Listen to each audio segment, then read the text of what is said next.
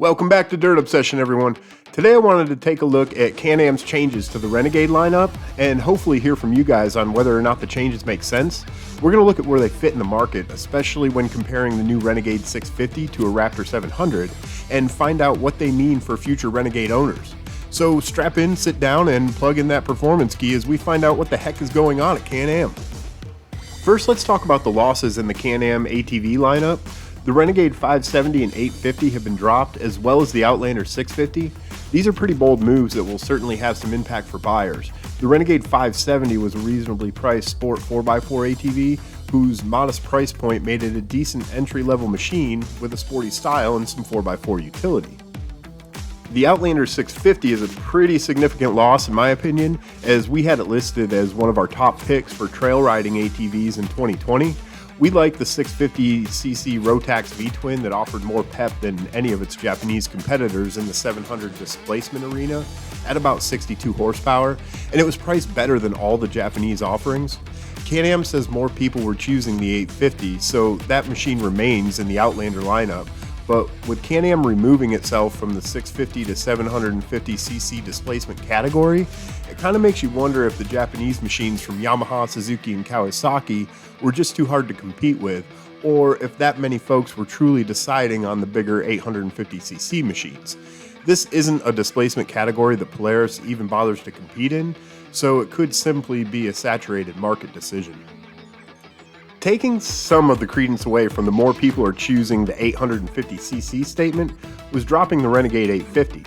At an $11,299 price point in 2022, track and trail oriented customers will now only have the $15,499 Renegade 1000R XXC as the big bore Renegade option.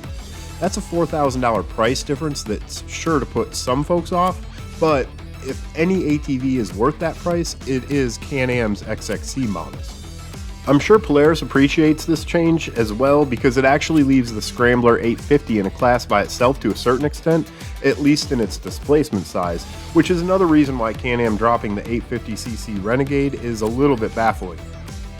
The new Renegade 650 is only a little more affordable than the Renegade 850 was last year, coming in at $10,599. But if you factor in inflation, that gap would certainly be spread a little further apart than it initially looks.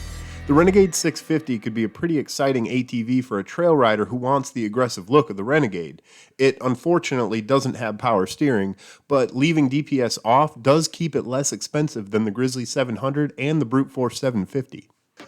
I'm not sure why Can-Am dropped the Renegade 570, but the 650 Renegade was already available in XMR trim as well as XXC trim in some European markets, so it was a pretty easy switch. It also helped streamline the Renegade lineup, which went from 8 options including the XXC and XMR packages in 2022 down to 5 for 2023, which will definitely help from a manufacturing standpoint in a market that's still impacted by supply chain shortages. I also think the 650cc motor is a little more befitting the Renegade trim, since the power and displacement will make it a little more peppy than anything other than an ultra bore 850 and up machine.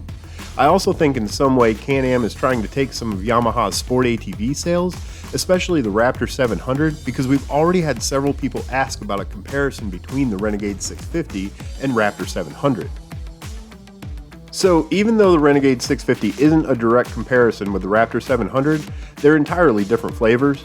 The price point between the Raptor 700R SC and the Renegade 650 is exactly the same at $10,599, so I can't understand why we're getting questions about how they compare. So let's dig into this a little further.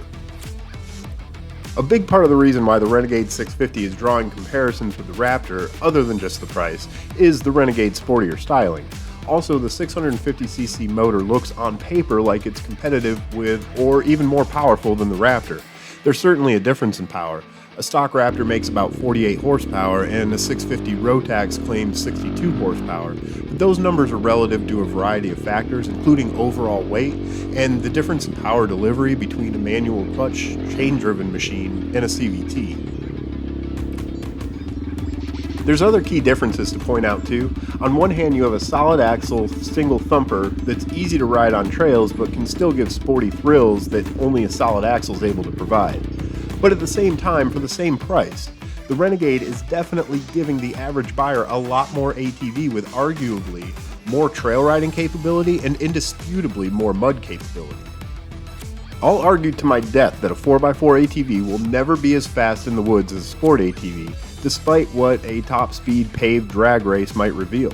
The weight of a 4x4 is less manageable, the center of its gravity is its own limitation, and suspension travel and corresponding body roll limits cornering ability. That's where the Raptor is going to excel. However, that's not to say 4x4s aren't awesome.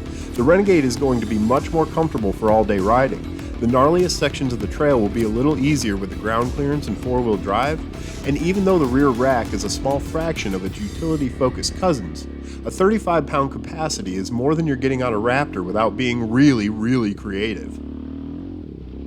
Ultimately, I'm excited about the Renegade 650. I think it's a more exciting replacement to the Renegade 570, and it will provide just enough more thrills with the power increase to make it a serious contender on the trails.